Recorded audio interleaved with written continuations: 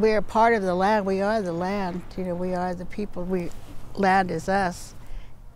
Our creation story says that we were created here in this country, Washoe country. We have always been here. We didn't come from any other place.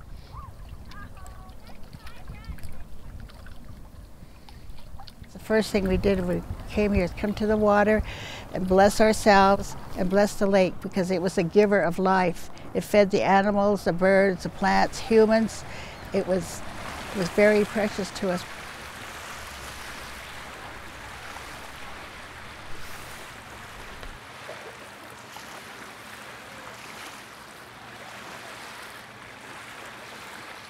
Well, the lake's always been important to the tribe, and it goes back thousands of years. You know, our history tells us we've been here from the beginning, so our tie and connection to the land goes back a long ways.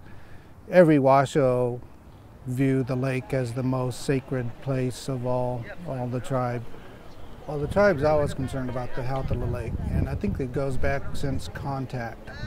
And when I mean contact, that's when the non-native types moved into the area and they immediately started to alter the environment. And when they altered the environment, it had bad effects to the lake and the environment. And so, you know, we've always had concerns about it, and it's still important to the tribe.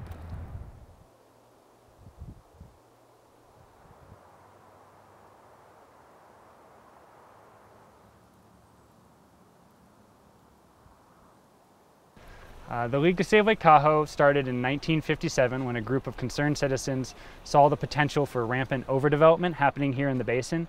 Some examples would be there was a proposal for a multi-lane high-speed freeway that would circle the entire lake, including a giant bridge to span Emerald Bay here behind us, which would alter the look and feel of Tahoe forever. They additionally wanted to have casino areas around the entire lake and large urban development. And people saw that this could potentially impact the lake for now and into the future. And so they were able to successfully persuade public opinion to not develop those projects. And that was really the seed that started this nonprofit, which is the League to Save Lake Tahoe. The League focuses on protecting Lake Tahoe for this and future generations, with the primary focus being water quality and the clarity of this pristine lake behind us. That's sort of the indicator to determine how Lake Tahoe is doing.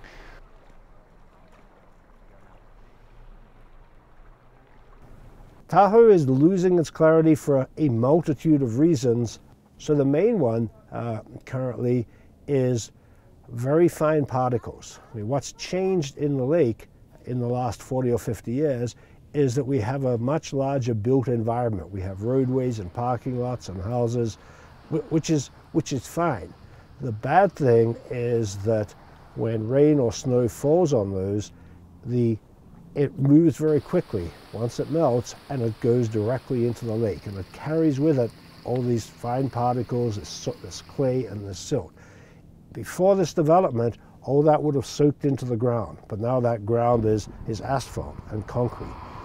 So what we're working with many of the agencies here is to try to re-engineer the basin. How can we intercept these fine particles before they get to the lake?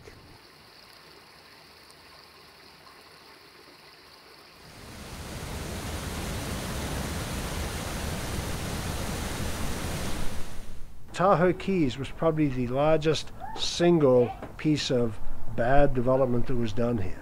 It's an area that was built in the 1960s as a housing development, and you could drive your boat right up to your front door. It used to be the largest natural marsh in the whole Sierra Nevada. So the Upper Truckee River, every year when it would flood into this marsh, and the marsh would remove pollutants, sediment from the river. Now those pollutants go straight out into the lake. I can't speak for all the tribal members, but I know there's been times where a lot of tribal members don't even want to come to the lake because of what they see. And it's disheartening to a lot of people. It's disheartening to me because all our prime real estate was gobbled up. You know, just people, you know, they just came in here by the thousands during the gold rush. And then in the silver rush, they came back through in an equal amount of thousands. So it was very quick that they took over the lands, and we were just kind of pushed aside. And, you know, I guess that's about it.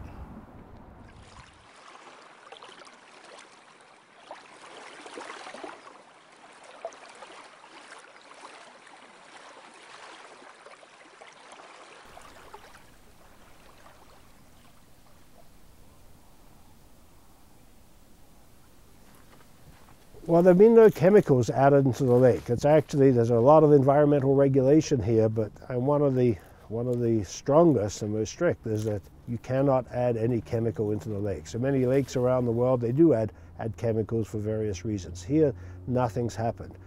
So what's been added is what flows in from the streams and the drains around the lake. There have also been biology added to the lake.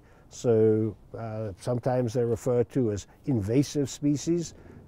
These would be species that didn't live here naturally. Some of them were deliberately added to the lake, often for good reasons. Unfortunately, the knowledge at the time wasn't as advanced as we would have liked, or as what they thought they had. So we have these invasive species that have actually changed the food web, and they're one of the biggest threats. So the deliberately introduced species, and increasingly now these species that may come in on people's boats, or people dump things from their aquariums at the end of summer. So this is something that's starting to have a large impact on the ecology of the lake. The biggest threat, in the simplest terms, is human impacts and all the things that come along with that. Development of roads, buildings, all the activities we like to do here, like skiing, boating. All of those have an impact on Lake Tahoe.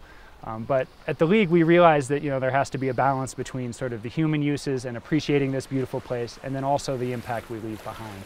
So what we try and do is let people know the things that they can do on their everyday activities or when they come to visit Lake Tahoe to help minimize their impact. Because it's not just the impact of one person, but the cumulative impact of everybody that comes here. And it's just sort of bringing that awareness to everyone's forefront of people's minds and making sure they're thinking about the beautiful Tahoe that brought them here, making sure it's here for their kids and future generations to see. The biggest threat to the lake, me, you, people. We really are it. But we're not going away, and we shouldn't have to go away. And that's the issue of how can we change the way we live, the way we build things to better protect the environment. If I had complete power over the lake, I'd probably have to get rid of quite a few roads, quite a few developments, just change people's attitude about the lake is that, they have to live within this environment and they need to keep it clean. It's just, that's the way the Washoe people have lived up here for thousands of years, is they understood that we needed this environment, and the people now view it as a playground or whatever, but there's that, I think that would be it.